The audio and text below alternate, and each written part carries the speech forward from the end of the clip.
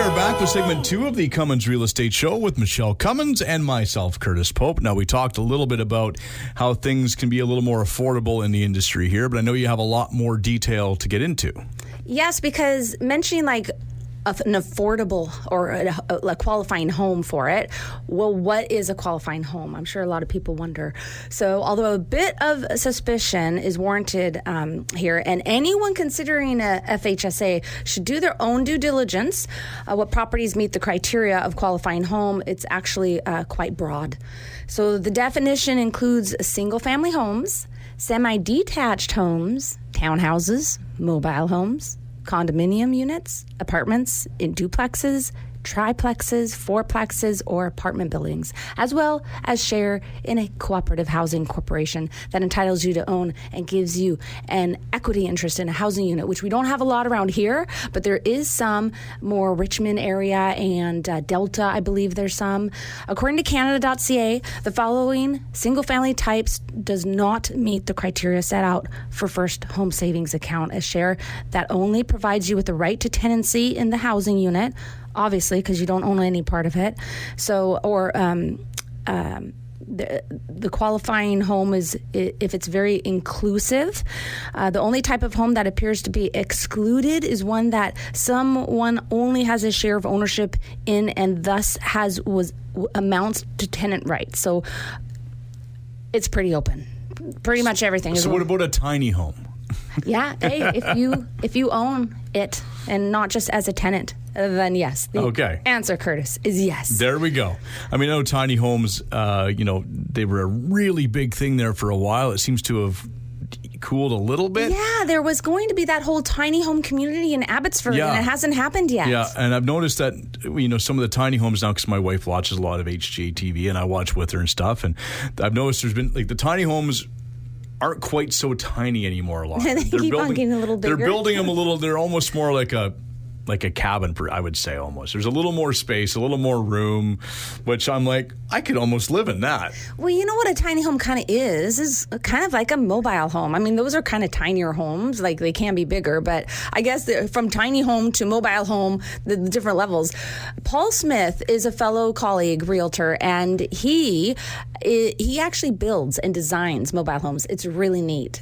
If you're interested in that, because he's local and they're really cool, then you can contact me or Google Paul Smith. Well, they've come a long way too since the back in the days of the 50s, 60s, 70s double wides and stuff like that. They're really well laid out, well planned out, and quite nice on the inside. Yeah, and sometimes it's just so nice to be able to add all the different zoning changes if you can have a secondary or a mobile home, or just find a lot and put a mobile home on. Or it's pretty easy living, actually, and they're brand new.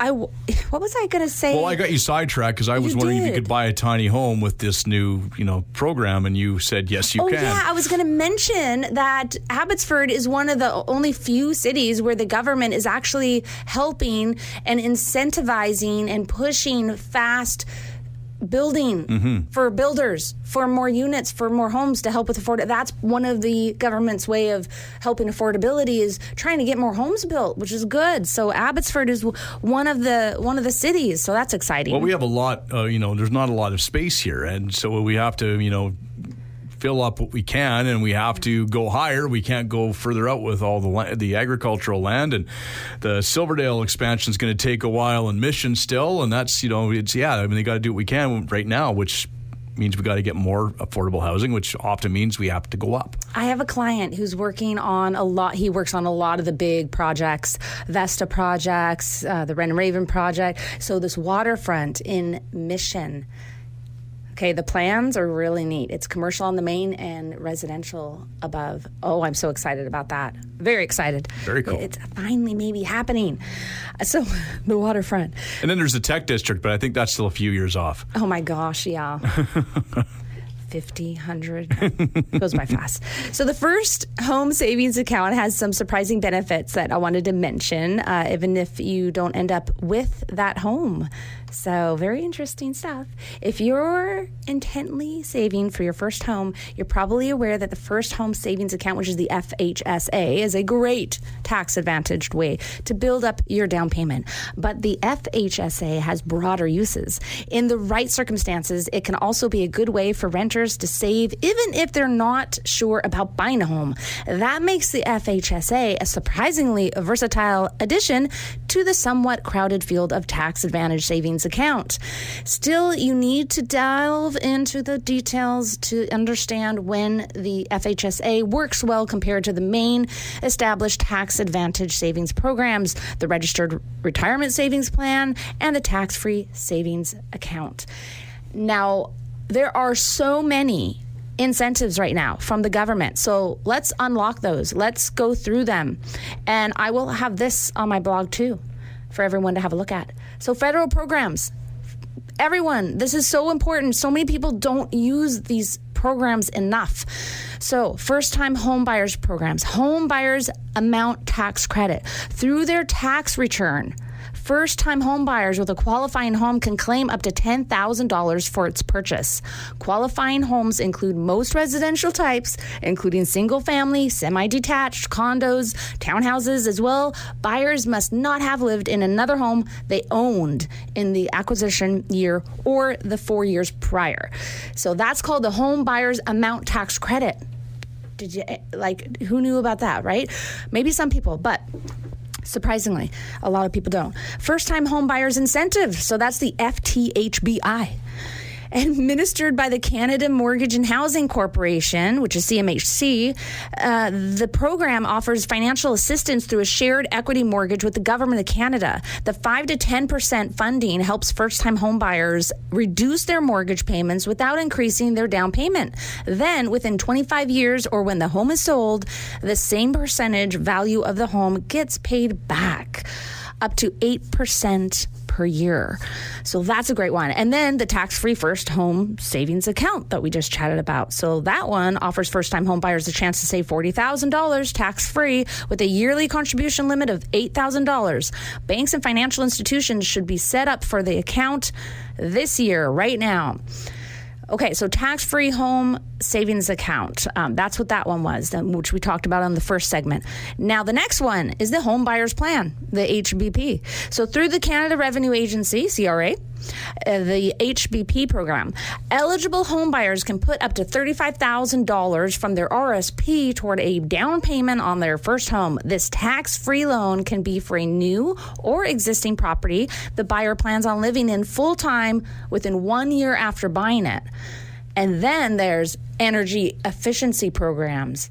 Not enough people are energy efficient. There's a lot of programs out there for that, like the Greener Homes Loan, which is the GHL. So the GHL provides interest-free 10-year financing for major recommended energy-efficient home retrofits. Loan amounts range between $5,000 and $40,000. So this could be good for people who want to invest into flipping homes, or maybe you're buying a home and you're going to put sweat equity to build that equity up for yourself and sell it later on. Another one energy-efficient program is Canada Greener Homes Grant, with energy-efficient renovation evaluation reimbursements and grants from $125 up to $5,000. This one helps homeowners save money while contributing to a greener future. And then there's the Energy Savings Rebate Program. So this one is a federal government partnership with Ontario retailers to make energy-efficient products more accessible. This happens through $200 million over 2 years in point-of-sale rebates on eligible products. And then there's the Oil to Heat Pump Affordability Program. It just keeps going. Helps those who use oil heating at home with switch to new energy-efficient heat pumps with up to $10,000 to help offset the cost. This type of heating could save thousands of dollars each year on heating bills and lower GHG emissions. And then there's the renovation programs, the GST, New Housing Rebate. Those who buy or build a new home or renovate their current home with a fair market value of under $450,000 and use it for their primary residence may be eligible for the GST New Housing Rebate to get back some of those taxes. And there are some condos out there like that in Red and Raven. to name one. And later on, I was going to mention it, but I have 2 pocket listings for Wren and Raven right now. Brand new. One is going to be finished this fall. The other one, January, February of 2024. So you can contact me about those ones. They're both 1 bedroom plus den. One's facing the river. Big, huge deck on one of them. Really beautiful units.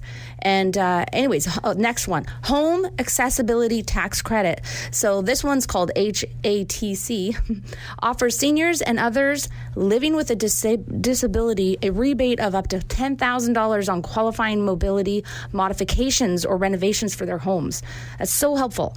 And multi-generational home renovation tax credit. The MHRTC, which it's called, is a refundable tax credit of up to $7,500 per family. It lets eligible households use the funds to build a secondary unit that accommodates seniors or adults with disabilities. Oh my goodness, it's so there's some good ones. There's provincial programs. There's so much. I'm gonna just put this. There's a few more here. I'm gonna put it all on my website under my blog if you want to have a look at that.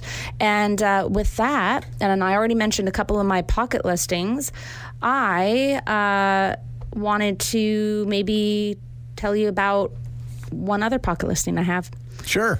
It's a 3-year new large townhouse in Mission on Grand. It's next to Centennial Park. There's tennis courts. There's a dog park. There's walking trails, everything. You can walk. The pool and leisure center is also adjacent to that. You can enjoy some hockey games there, ice skate. Oh, so much stuff to do. So anyways, call me for more information on that one, as it's a pocket listing. It's an inside unit, bright, beautiful. It's large, side-by-side garage. And it's got front parking in front of the side-by-side garage, which is very rare. And to end our show with a quote from Benjamin Franklin himself, he says, "The person who stops advertising to save money is the same person who stops the clock to save time." I like that one. It's very true.